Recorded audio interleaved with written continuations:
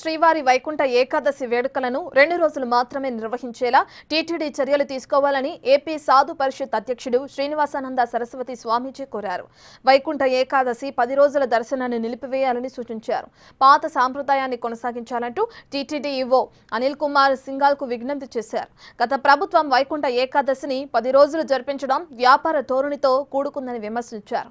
వైకుంఠ ఏకాదశి ప్రాశస్త్యం, పవిత్రత నిండుగా ఉండాలంటే తిరిగి 2 రోజులు మాత్రమే దర్శనం ఉండేలా చర్యలు తీసుకోవాలని డిమాండ్ చేశారు.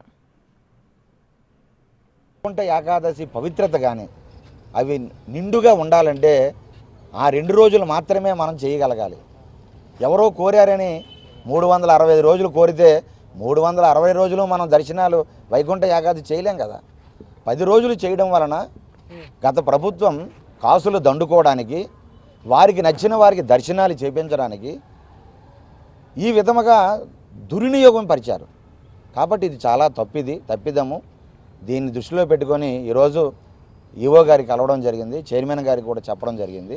అయ్యా, దయచేసి గత ఆచారం ఏదైతే ఉందో, గతంలో ఏదైతే 2 రోజులు చేయించేవారు దర్శనాలు వైకుంఠ ఏకాదశి నాడు, అలాగే చేయండి. అంతే తప్ప ఇటువంటి శాస్త్ర విరుద్ధంగా ఏదైతే తిరుమలలో లేనటువంటి పద్ధతులు పెట్టి గత ప్రభుత్వం తప్పిదాలన్నీ కూడా సరిదిద్ది అందరికీ కూడా 2 రోజులు సర్వదర్శనం అందరికీ కూడా ఒక స్లాట్లో వెళ్ళేటట్టుగా, అందరికీ అవకాశం వచ్చేటట్టుగా, ఆ రోజు ప్రత్యేకంగా బ్రేక్ దర్శనాలు అనేవి ఏవి లేకుండా 2 రోజులు అందరూ దర్శించుకునేటట్లుగా చేస్తే ఆ 2 రోజులు తనకు పవిత్రమైన భావనతో ఖచ్చితంగా అందరూ వచ్చి దర్శనం చేసుకుంటారని వారికి విజ్ఞప్తి చేయడం జరిగింది.